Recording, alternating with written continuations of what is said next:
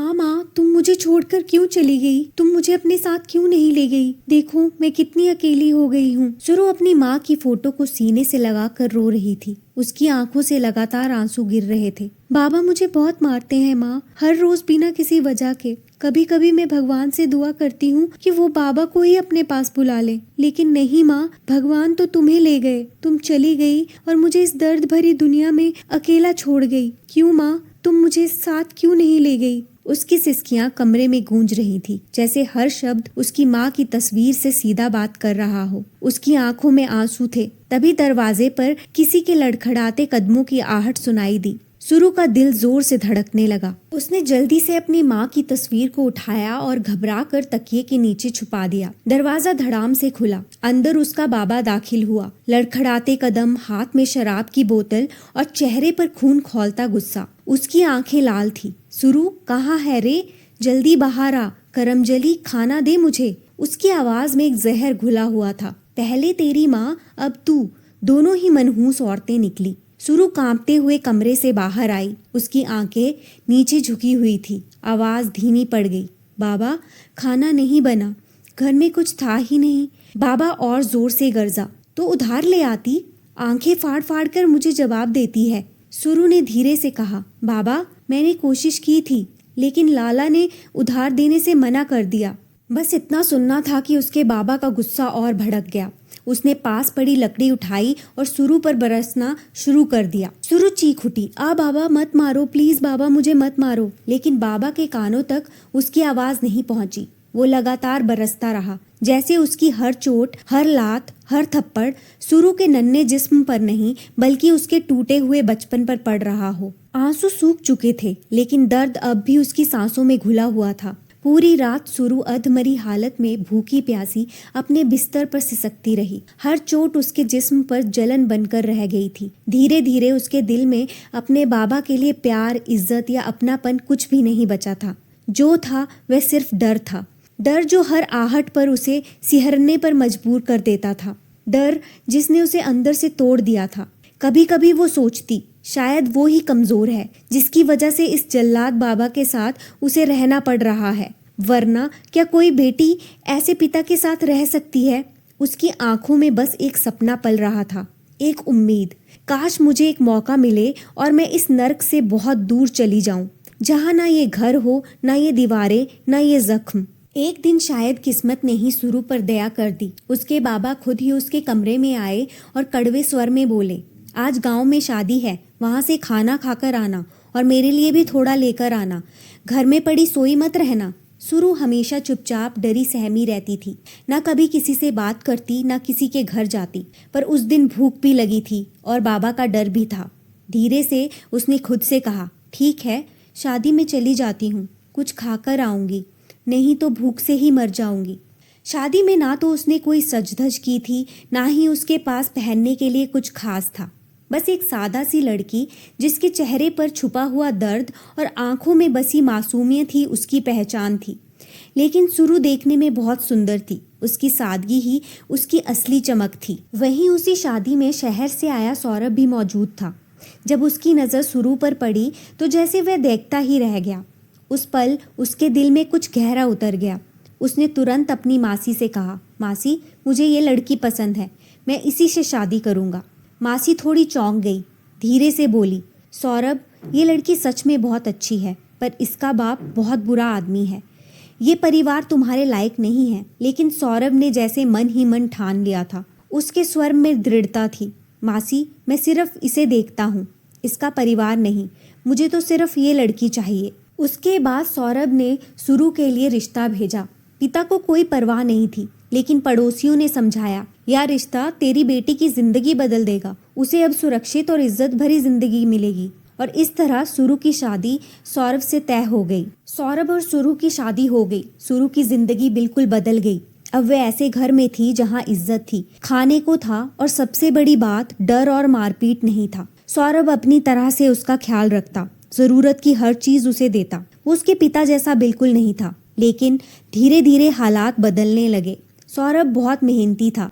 कामयाबी की दौड़ में, नई नई जिम्मेदारियों और प्रमोशन के दबाव में अक्सर वो परेशान रहने लगा। सौरभ एक अच्छा इंसान था और मेहनती भी।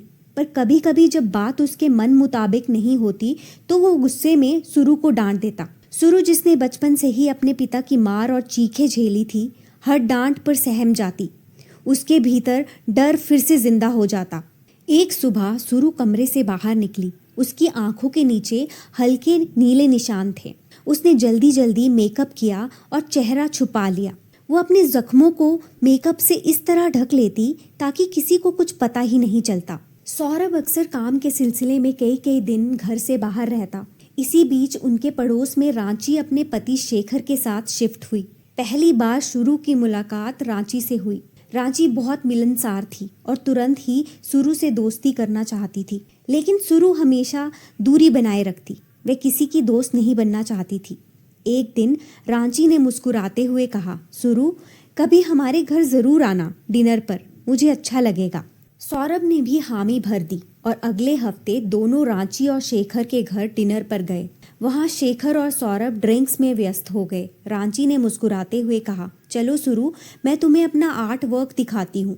दोनों कमरे में चली गई। रांची ने पेंटिंग्स दिखाते हुए ब्रश उठाया और हंसते हुए बोली, अरे जरा सा रंग लग गया तुम्हारे चेहरे पर। वह टिश्यू लेकर सुरु का चेहरा पोंछने लगी, लेकिन तभी उसकी नजर सुरु की स्किन पर पड़े हल्के गहरे निशानों पर पड़ी। रांची ठिठक गई। ये क्या है सुरु? सुरु एकदम से घबरा गई। उसका दिल जोर जोर से धड़कने लगा। उसने झटके से चेहरा फेर लिया और बोली, कुछ नहीं रांची, बस ऐसे ही। उसकी आंखों में वही पुराना डर तैरने लगा। उस रात डिनर के बाद सब लोग चले गए और घर में सन्नाटा छा गया। रांची अपने पति शेखर के पास बैठी। उसके चेहरे पर चिंता साफ झलक रही थी। रांची बोली, शेखर, मुझे कुछ कहना है। आज जब मैं सुरु के साथ थी, मैंने उसके चेहरे पर निशान देखे। साफ साफ चोट के निशान थे। मुझे लगता है सौरभ उसे मारता है। शेखर ने हैरानी से उसकी तरफ देखा और गहरी सांस लेकर बोला, क्या सौरभ? अरे वो तो मुझे बहुत अच्छा इंसान लगा, इतना सभ्य, इतना शालीन। मुझे तो बिल्कुल नहीं लगता कि वो अपनी पत्नी पर हाथ उठाता होगा। रांची की आंखों में गुस्सा भर गया। वह लगभग फट पड़ी। बस यही तो बात है शेखर, आजकल शैतान भी नकाब पहनकर घूमते हैं। जो बाहर से अच्छे लगते हैं वही अंदर से सबसे गंदे होते हैं। शेखर ने उसकी बात ध्यान से सुनी, फिर हल्की मुस्कान के साथ उसका हाथ पकड़कर बोला, जान, तुम फालतू का तनाव मत लो। ये उनके घर का मामला है, हमें इसमें दखल नहीं देना चाहिए। तुम बस उनसे दूरी बनाए रखो। रांची चुप हो गई, लेकिन उसके मन में सवालों का तूफान मचल रहा था। कुछ दिन बीते। एक शाम बाजार से लौटते वक्त रांची की नज़र फिर से सुरु पर पड़ी। सुरु ने बहुत ही भारी मेकअप कर रखा था। चेहरा चमक रहा था, लेकिन रांची की पैनी नज़रें सच पहचान चुकी थी। मेकअप के पीछे कहीं गहरे छुपे हुए निशान थे। रांची के दिमाग में पिछली रात की आवाज़ें गूंज उठी। उसने अपने घर की खिड़की से सुरु के घर से चीख पुकार और किसी चीज़ के गिरने की आवाज़ सुनी थी। तभी उसके मन में निश्चय और भी पक्का हो गया, अब और नहीं, मैं सुरु को इस दर्द में अकेला नहीं छोड़ सकती। उसने बिना देर किए पुलिस को बुला लिया। पुलिस जब पहुंची तो सुरु हड़बड़ा गई। उन्होंने पूछताछ शुरू की। पुलिस इंस्पेक्टर बोला, मैडम, ये चोट आपको कैसे लगी? क्या आपके पति ने मारा है? सुरु ने घबरा कर कहा, नहीं, मेरे पति तो पिछले 10 दिन से घर पर ही नहीं है। वो काम के सिलसिले में बाहर गए हैं। ये चोट मुझे बाथरूम में फिसलने से लगी थी। पुलिस ने काफी देर तक छानबीन की, लेकिन कोई ठोस सबूत या गवाह नहीं मिला। आखिरकार वे चले गए। रांची वहीं खड़ी रह गई। उसका दिल बेचैनी से धड़क रहा था। उसे साफ लग रहा था कि सुरु सच छुपा रही है। रात को जब उसने सारी बात शेखर को बताई तो उसका गुस्सा फूट पड़ा। शेखर, मैं तुम्हें सच कह रही हूँ, सुरु झूठ बोल रही है। वो अपने पति से डरती है। और सौरभ, मुझे यकीन है वो बहुत शातिर आदमी है। बाहर से कितना सभ्य बनता है, पर असल में। शेखर ने धीरे से कहा, रांची, तुम बार बार बेकार में शक कर रही हो। सौरभ मुझे बिल्कुल भी ऐसा इंसान नहीं लगा। लेकिन अगर तुम्हें लगता है कि कुछ गड़बड़ है तो हमें सबूत चाहिए, वरना सब हमारे खिलाफ हो जाएगा। रांची चुप हो गई, लेकिन उसके दिल का शक और भी गहरा हो गया था। अब उसने ठान लिया था कि वो किसी भी हाल में सुरु को इस नरक से बचा के रहेगी। अगले दिन जैसे ही सौरभ घर लौटा और उसे पुलिस की बात पता चली, उसका चेहरा गुस्से से लाल हो गया। वह तमतमाता हुआ सीधा शेखर के घर जा पहुंचा। सौरभ कड़क आवाज में बोला, ये सब क्या हो रहा है शेखर? मैंने सालों की मेहनत से अपनी इज्जत बनाई है और तुम लोगों ने एक ही दिन में सब मिट्टी में मिला दिया। पुलिस मेरे घर आ पहुंची, लोग बातें बना रहे हैं। अगर दोबारा ऐसा हुआ तो मैं बर्दाश्त नहीं करूंगा। उसकी आंखों में गुस्से की आग थी। शेखर और रांची सन खड़े रह गए। बिना और कुछ कहे सौरभ दरवाजा पटक कर चला गया। समय बीतता गया। कुछ दिन बाद एक दिल दहलाने वाली खबर ने सबको हिला दिया। रांची का कत्ल हो गया था। पूरे मोहल्ले में सनसनी फैल गई थी। पुलिस तुरंत मौके पर पहुंची और जांच शुरू हुई। इंस्पेक्टर ने शेखर से पूछा, क्या किसी पर शक है? कोई दुश्मनी, कोई झगड़ा? शेखर ने पहले तो गहरी सांस लेते हुए बोला, नहीं, हमारी किसी से कोई दुश्मनी नहीं थी। लेकिन अगले ही पल उसके जहन में वो दिन घूम गया। सौरभ का गुस्से से दरवाजा पटकना, उसकी धमकी भरी बातें। शेखर ने संकोच में बोला, एक बार हमारी सौरभ से बहस हुई थी। पुलिस उसके घर भी आई थी, तो शायद बस इतना सुनना था कि पुलिस तुरंत हरकत में आ गई। उन्होंने सौरभ को घर से पकड़ा और थाने ले गए। मोहल्ले में चर्चा फैल गई, क्या रांची के कत्ल के पीछे सौरभ ही है? पुलिस ने शेखर को भी थाने बुलाया। घंटों पूछताछ चली, सवाल दर सवाल, पर कोई ठोस सबूत नहीं मिला। आखिरकार देर रात पुलिस ने सौरभ को छोड़ दिया। घर पहुंचते ही सुरु ने घबरा कर पूछा, क्या हुआ? उन्होंने छोड़ा क्यों? सौरभ ने थके हुए स्वर में कहा, क्योंकि मैंने कुछ किया ही नहीं। सच बोल रहा हूँ सुरु, वो लोग मुझे फंसाना चाहते हैं। पता नहीं शेखर क्यों मेरे पीछे पड़ा है। कुछ दिन बीत गए, सब कुछ नॉर्मल होने लगा था। तभी एक दिन सौरभ ने सुरु से कहा, मुझे कुछ दिनों के लिए काम से बाहर जाना होगा। उस रात शेखर घर पर अकेला था। उसने रांची की तस्वीर के सामने बैठकर शराब का गिलास उठाया। उसकी आंखों में आंसू थे। क्यों चली गई तुम मुझे छोड़कर? वह बड़बड़ाया। अचानक सामने लगे शीशे पर हल्की सी परछाई दिखाई दी। परछाई के हाथ में एक चमकता हुआ चाकू।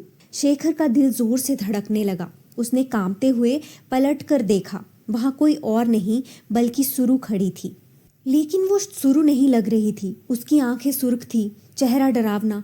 वो कभी पागलों की तरह रोने लगती, कभी चीखती, बचाओ बचाओ, फिर अचानक बच्चे की तरह मासूम आवाज में बड़बड़ाने लगती, मेरी माँ को मत मारो। और अगले ही पल गुस्से से झटके से चाकू हवा में लहराती। शेखर के हाथ से गिलास गिर गया। उसे समझ नहीं आ रहा था, क्या ये हकीकत है या उसका अपना डर उसे पागल कर रहा है। सुरु हाथ में चाकू पकड़े पागलों की तरह हंस रही थी। उसकी आंखें खून से भरी थी और होंठ कांप रहे थे। वो बार बार चीख रही थी, जो भी मुझसे मेरी प्यारी चीज छीन लेगा मैं उसे मार डालूंगी, जैसे मैंने रांची को मारा, जैसे मैंने अपने बाबा को मारा। शेखर डर से जड़ हो गया था। उसके कानों को विश्वास ही नहीं हो रहा था। तभी सुरु ने अचानक चाकू उठाकर उस पर वार करने की कोशिश की और ठीक उसी पल कमरे की लाइट जल उठी। शेखर ने चौंधियाई आंखों से देखा। दरवाजे पर सौरभ पुलिस के साथ खड़ा था। सौरभ की आवाज गूंजी, बस सुरु, अब और नहीं। सुरु वहीं ढह गई। उसके हाथों से चाकू छूटकर जमीन पर गिर गया। वो फूट फूट कर रोने लगी। नहीं नहीं, मैंने ये सब नहीं किया, मैं बुरी नहीं हूँ, सब मुझे छोड़कर क्यों चले जाते हैं। पुलिस ने सौरभ की तरफ देखा। असलियत सामने आ चुकी थी। असल में पुलिस को पहले से ही सुरु पर शक था, लेकिन सबूत ना होने के कारण वो खुलकर कुछ नहीं कर पा रहे थे। सौरभ ने ही पुलिस के साथ मिलकर ये पूरा प्लान बनाया था ताकि सुरु का असली चेहरा सामने आए। सुरु जमीन पर बैठी थी और उसके हाथ कांप रहे थे, आंखों से आंसू झर रहे थे। वो अचानक मासूम बच्ची की तरह बोलने लगी, बाबा मुझे मत मारो, बाबा माँ को छोड़ दो। उसकी आवाज में एक मासूमियत थी, जैसे किसी छोटी बच्ची की आत्मा अंदर से पुकार रही हो। लेकिन अगले ही पल उसका चेहरा बदल गया। आंखें लाल हो गई और उसने दांत पीसते हुए कहा, जो भी सौरभ को परेशान करेगा मैं उसे मार डालूंगी, किसी को भी नहीं छोड़ूंगी। कभी वो जमीन पर लेटकर फूट फूट कर रोने लगती, कभी पागलों की तरह हंसने लगती और कभी गुस्से में तमाकर सबको मार डालने की धमकी देती। पुलिस वाले भी हैरान थे। ये औरत एक पल में मासूम बच्ची बन जाती थी और अगले पल खूंखार हत्यारी। सौरभ चुपचाप खड़ा उसे देख रहा था। उसके चेहरे पर गुस्से से ज्यादा दर्द था। सुरु फूट फूट कर रो रही थी। उसकी आंखों से आंसू रुक ही नहीं रहे थे। वो पुलिस और सौरभ के सामने सच उगलने लगी। मेरी माँ कभी मेरे बाबा को बेटा नहीं दे पाई। उसका शरीर कमजोर था, हर बार बच्चा गिर जाता। एक बार फिर वो प्रेग्नेंट हुई, लेकिन चौथे महीने में ही बच्चा चला गया। उस दिन बाबा ने मेरी माँ को बहुत मारा। सब कहते थे पुलिस बुलाओ, लेकिन माँ बोली, ये मेरा पति है, चाहे मारे या प्यार करे, पुलिस मत बुलाओ। और फिर माँ मर गई, मेरी माँ मर गई। कमरे में सन्नाटा छा गया। सुरु की आवाज़ कांपने लगी। उस दिन से मैंने बाबा से नफरत करना शुरू कर दिया। फिर मेरी शादी हुई, मैं खुश थी, लेकिन अंदर का जहर खत्म नहीं हुआ। सौरभ हमेशा कहते, बाबा से मिल आओ, और एक दिन मैं गई, लेकिन वो फिर मेरी माँ को गालियाँ देने लगा। मेरे अंदर का जहर फूट पड़ा। मैंने उसका गला दबा दिया और वो मर गया। कोई उसकी लाश को देखने तक नहीं आया। सबको लगा शराब पीकर मर गया। किसी को कुछ पता नहीं चला। पुलिस अधिकारी ने सख्त आवाज में पूछा, और रांची को क्यों मारा? सुरु की आंखों में एक अजीब सी चमक आ गई। वो बोली, सौरभ मुझे बहुत प्यार करते थे। पहली बार मुझे सच्चा प्यार मिला, लेकिन बचपन का डर, बचपन का दर्द, उसने मुझे कभी चैन से जीने ही नहीं दिया। जब भी सौरभ घर से बाहर जाते, मैं खुद को मारती, अपनी ही चीखों से डरती, फिर मेकअप से सब छिपा लेती। लेकिन रांची, उसने मेरे जख्म देख लिए। उसे लगा सौरभ मुझे मारते हैं। उसने पुलिस बुला ली। मैंने उसे मना किया, लेकिन उसने मेरी बात नहीं मानी। उसके बाद सौरभ की बेइज्जती हुई और मुझसे ये बर्दाश्त नहीं हुआ। मैं चाहती थी कि कोई सौरभ को तकलीफ ना दे, कोई उसे नीचा ना दिखाए। इसीलिए मैंने उस रात रांची को मार दिया। सुरु अब जमीन पर बैठ गई थी, पागलों की तरह हंसते हुए रो रही थी। जो भी मेरे प्यार को छीनेगा, मैं उसे मार दूंगी। पुलिस वालों ने उसे काबू किया। सौरभ वहीं खड़ा था, पत्थर की तरह जमा हुआ। उसकी आंखों में सिर्फ एक सवाल था, क्या मैं सच में कभी तुम्हें जान नहीं पाया सुरु? सुरु फूट फूट कर रो रही थी। उसका चेहरा पसीने और आंसुओं से भीगा हुआ था। उसने पुलिस से कहा, मैंने अपने बचपन में जो देखा वही मेरे अंदर घर कर गया। मेरी माँ चुप रही तो मैंने सीखा कि चुप रहना है। मेरे बाबा ने जो दर्द दिया, उसी दर्द को मैंने अपने अंदर जहर बनाकर पाल लिया। आज वही जहर 3 जिंदगियों को निकल गया, मेरी माँ की, रांची की और मेरी खुद की। फिर वो चीख कर बोली, मैंने कसम खाई थी, जो भी मुझे या मेरे प्यार को छीनने की कोशिश करेगा, मैं उसे मार दूंगी। और अब शेखर भी, वो भी सौरभ को परेशान कर रहा है, उसे भी मैं माँ। उसकी बात पूरी होने से पहले ही पुलिस ने उसे पकड़ लिया और हथकड़ियाँ डाल दी। कमरे में सन्नाटा छा गया। इंस्पेक्टर ने गहरी सांस लेकर कहा, घर की 4 दीवारी में होने वाला जुल्म सिर्फ औरत को नहीं तोड़ता, बल्कि बच्चे की मासूमियत को भी निगल लेता है। यही बच्चे बड़े होकर या तो पीड़ित बनते हैं या फिर अपराधी। डोमेस्टिक वायलेंस सिर्फ एक इंसान का नहीं, पूरी पीढ़ी का अपराध है।